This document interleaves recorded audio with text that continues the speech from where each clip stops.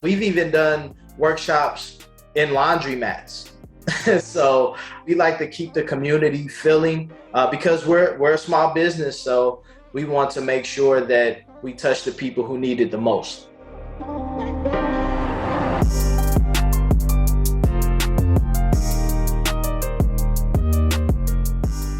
Abundance University is all things financial empowerment. So through our Money Seeds program, which is derived from the books that we've written, Money Seeds 30 Financial Principles for the Next Generation, Money Seeds 15 Business Principles. We take those books and create a curriculum around them to where we go into schools. We start at grade 3.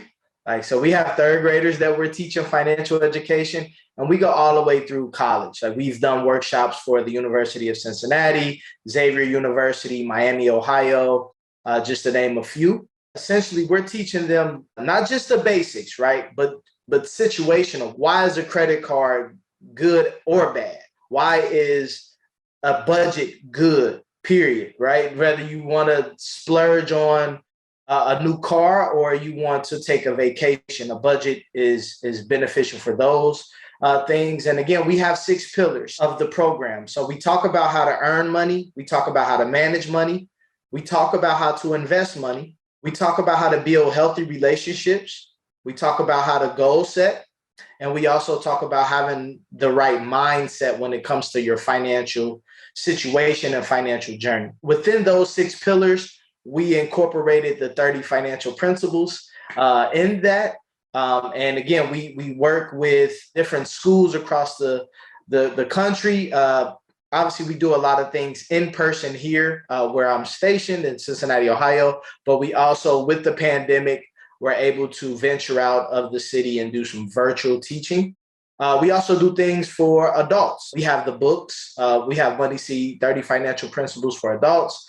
We also do workshops. We call them financial empowerment seminars. So like yourself, we've partnered with other financial institutions to put on these events in the community. I always like to host these events like literally in the community. So we're not using a fancy hotel. We're not going into a corporate conference room. We're doing them in the recreation centers. We're doing them at the schools that these kids and the parents are familiar with. We've even done workshops in laundromats.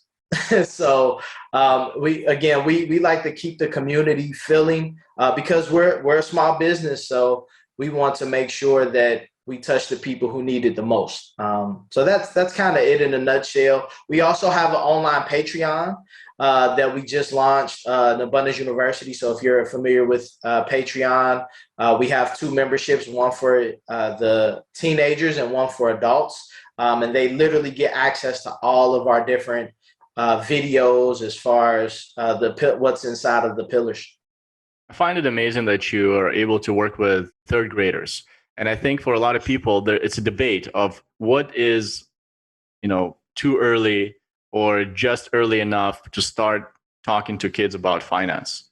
And a lot of people will say that there's no point talking to kids about finance until they get to, at least university, because it simply doesn't apply. What do you think about that? I think we underestimate the knowledge that our kids already have access to.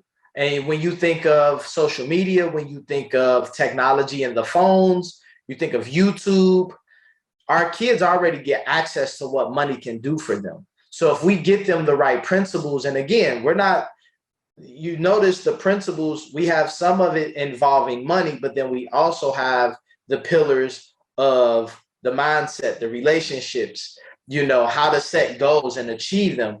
So we pride ourselves on being able to make the content relatable for that third grade class that, again, they're learning math, and that's what finances is. It's addition, subtraction, multiplication, and division. And you have to understand based on the situation, which of those do you use?